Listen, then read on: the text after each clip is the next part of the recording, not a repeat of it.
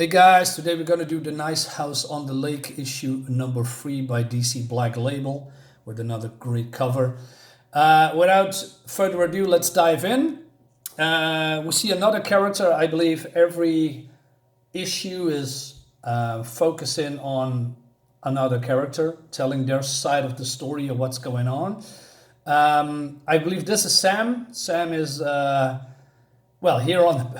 on the lake with the boat, and he tells about the fact that he came out for the very first time towards Walter in high school because Walter, well, long story short, the world is going to hell. Walter is an alien, and it seems that he or something has done it, and Walter has called all of his friends to go to the nice house on the lake to save them or not. It's a little bit unclear right now, but you can describe this comic as a horror psychological thriller with an end of the world scenario. It's really intriguing. So this guy comes out and says, this is always what they do. I mean, always. This is the third book. I believe this is just how the story goes. We're getting introduced to a character. Then we see a flashback of the character, how that character and Walter, the alien, meet, and then the story goes forward in IRL, real time. What I dislike, Sam is gay, cool, nothing wrong with that, but somehow writers in modern comics portray gay people always as whiny, unlikable, crying, emotional, unhinged, over the top.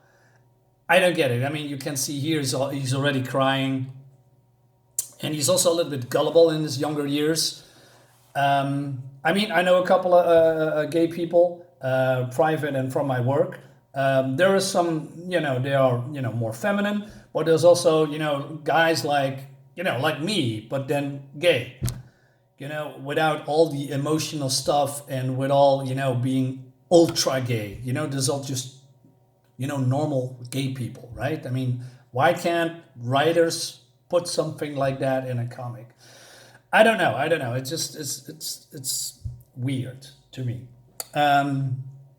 But to be honest, Sam is not really the most terrible gay person that I've seen in comics, although he's very, over emotional sometimes, but I'm gonna go through this with you in the comics. So it seems that Walter calls him, and Walter, he is being friends with a lot of people, and they know each other, but also not. Some are new, some are older friends, but Walter always brings them together, and he is worried about a certain person called. It really doesn't matter.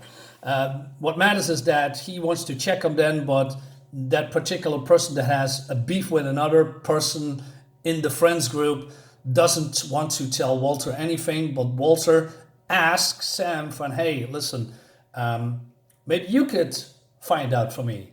And he asked himself, hey, you want me to spy on our friends?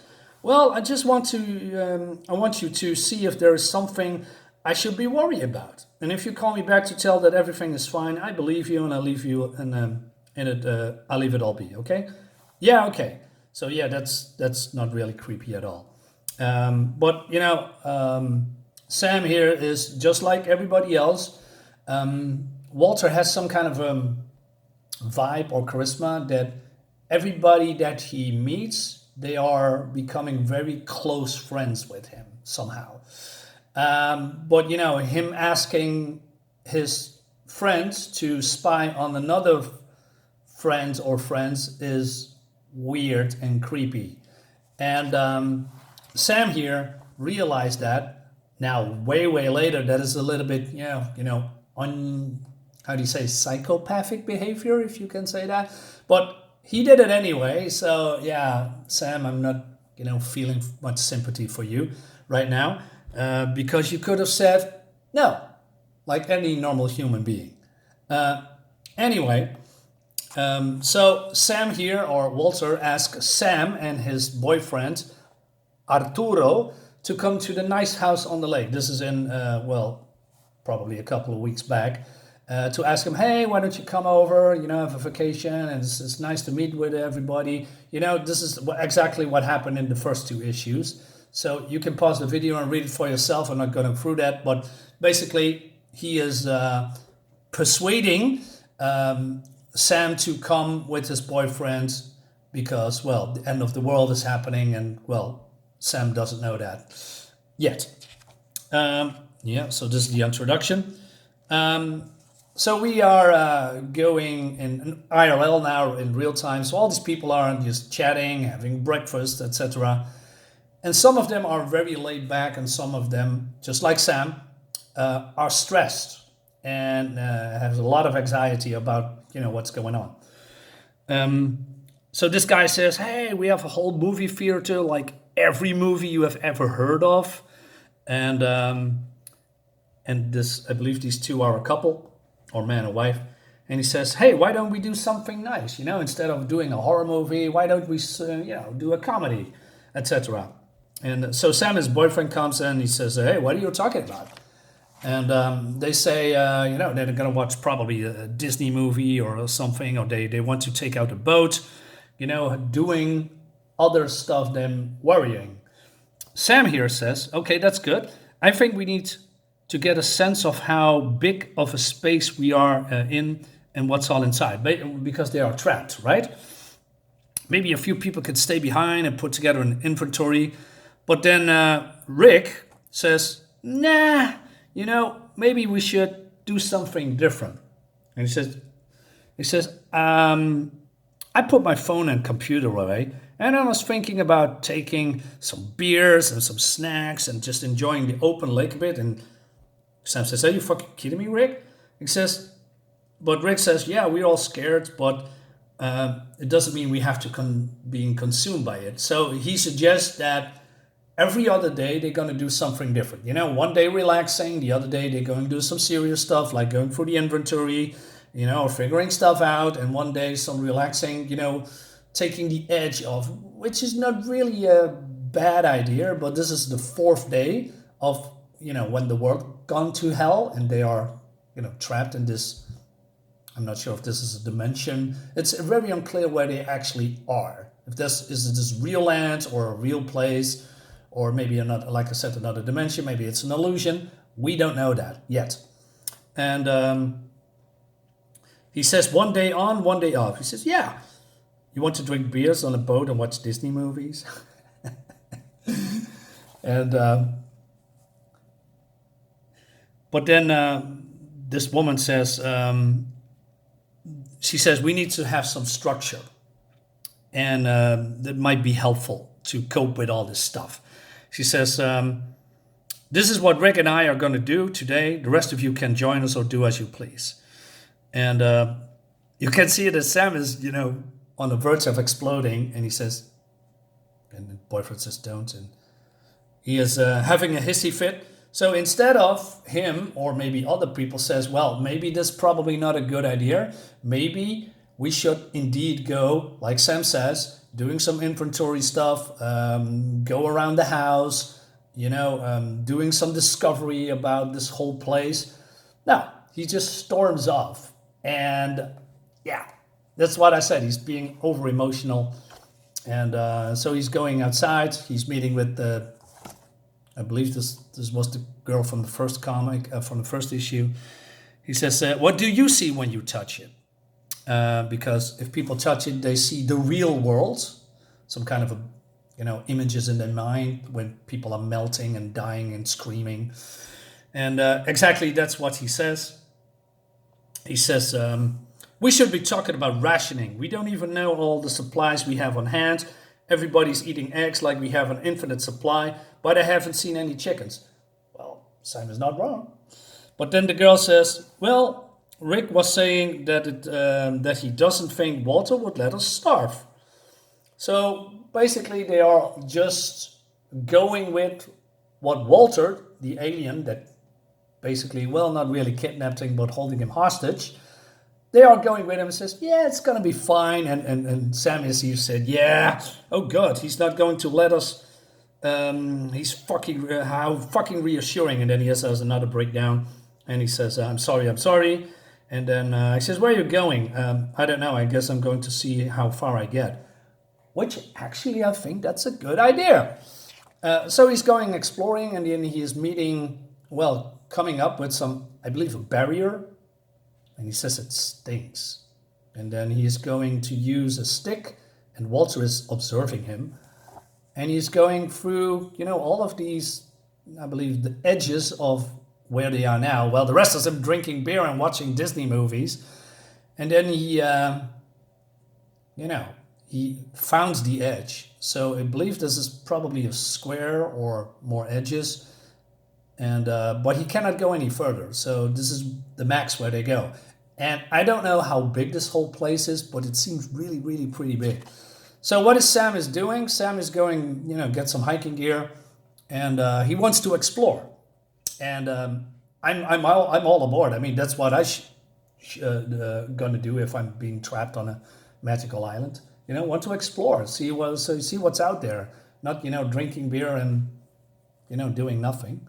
I don't know. I mean, if people are, let's say, on this place more a month, I can see that you want to have some relaxation and taking your minds off things. Maybe before that too, but in the first couple of days, you should be, in my opinion, be more wary what's going on, what's happening, where is Walter, what is he doing, what does he want from us, asking questions, doing inventory, mapping the whole thing, right? I think that's important. I mean, if you are, let's say, on an island where nobody is, you're not going to stick on the same place. You're going to explore. You want to see how big the island is, if there's food, if there's other people, if there's fresh water, stuff like that. Okay, so Sam wants to go out, and his boyfriend, who also looks like also a very weak, oversensitive gay guy. I'm sorry, guys. It's healthy to care of yourself, Sam, he says later. But before that, he says, you didn't wake me up. And he says, well, I don't want to because I want to be, exploring. You should get, take it easy, lay down the pool, etc. And then when his boyfriend says this, Sam is going to explode again. He says, healthy? Touch it. I want you to touch it again and remember what's happening outside this fucking leg right now. Then tell me what's fucking healthy, Arturo. And Arturo says, you're hurting. That's not how you... Okay.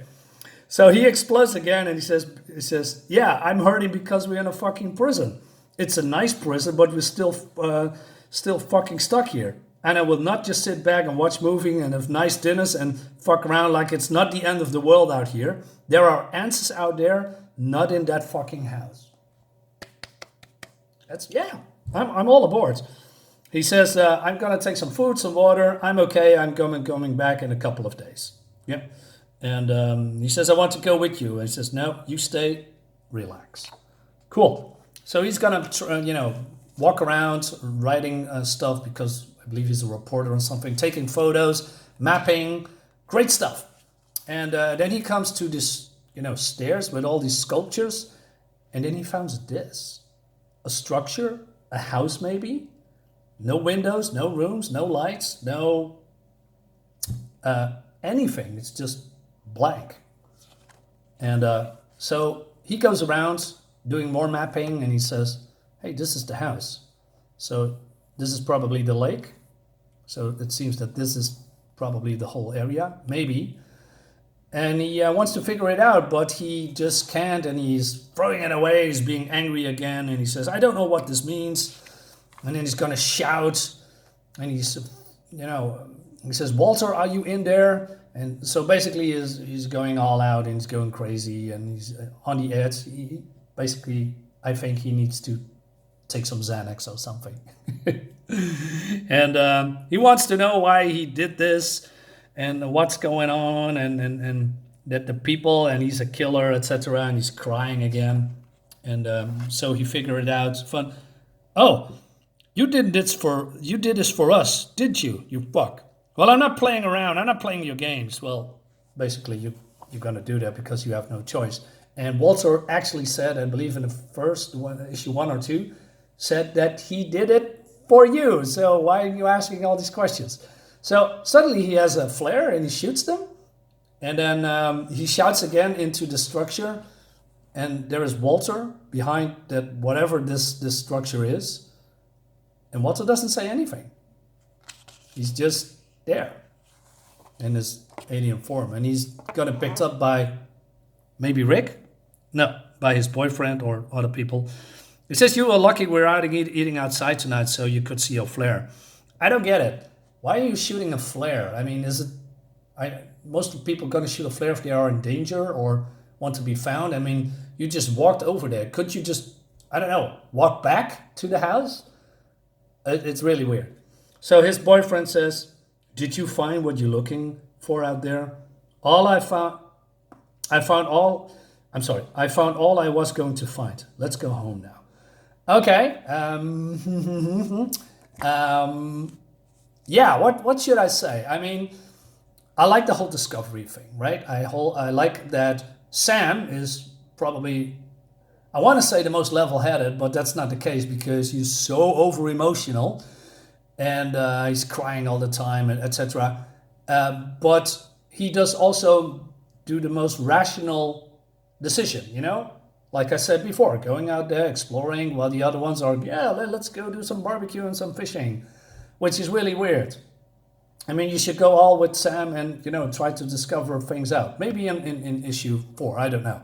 Let's see. I'm you know, the discovery of that structure piques my interest again. So the comic does a nice job on keeping on your toes, introducing characters, whether you like it or not. That's really besides the point of this, because in the next issue we're going to be introduced by another character. We shall see at the end of the couple of issues if these characters are actually relatable or actually likable. That's the big question. But the story itself is driving slowly but nicely to the next chapter. So we're going to see about that. Guys, thank you so much for watching. Hope you liked the video. Give me your thoughts about this comic below in the video. And I see you next time. Bye-bye.